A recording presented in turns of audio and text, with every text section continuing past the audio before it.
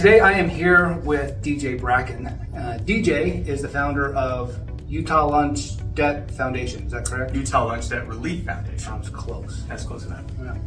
And we're excited to have him with us today. DJ is a client of mine and has started this foundation to help really families and kids in our school systems, in our neighborhoods, with school lunches and the debt that sometimes gets racked up because they don't have the funds to cover the cost of the lunch. So DJ, tell us a little bit about what it is why you started this, what is it you want to do with this, and where you're going with it. Yeah, well, we actually got started because hopefully you're sitting down for this. There is $2.8 million in school lunch debt in the state of Utah.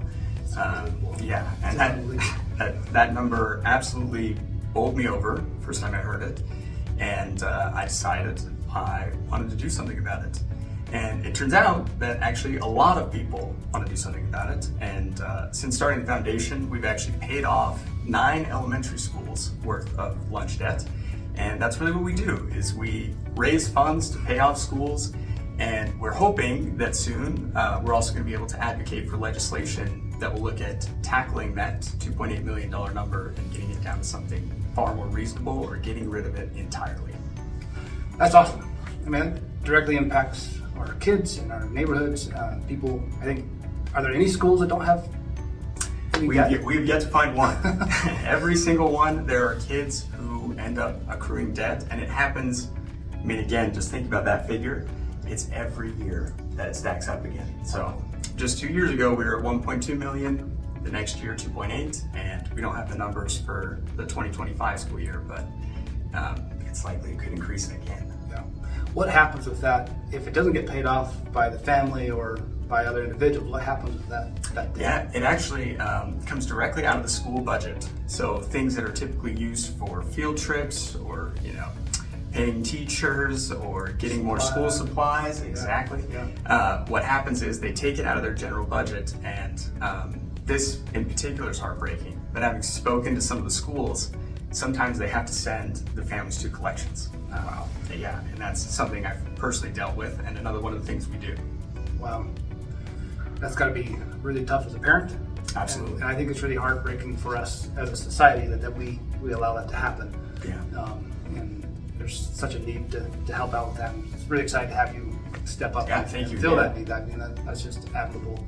And we're excited to be able to help out with this as well. So how do you choose which schools? How do you choose which ones you're going to support on a monthly or quarterly basis? What does that look like from your organization standpoint? Yeah, well, initially there was a lot of concern that we were only going to focus on one area of Utah, and specifically the Salt Lake City area.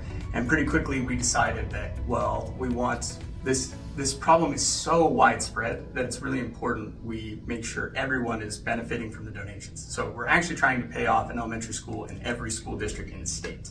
So of those 9 elementary schools, it's from 7 different districts, and we're continuing until we get at least 1 elementary school from every district in the state.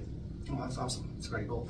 And so continuing on until you get all that done, what does it look like from elementary to like a middle school or a high school? Is there a correlation between those? I mean, do they all have accrued debts, not just the elementary schools? Yeah, I would say for elementary schools, a lot of times there's multiple reasons to tackle that. I think for a lot of people, and myself included, that just thinking about a second grader even understanding the concept of debt versus just doing their homework, I really want to make sure that we're targeting that sort of group to help them the most.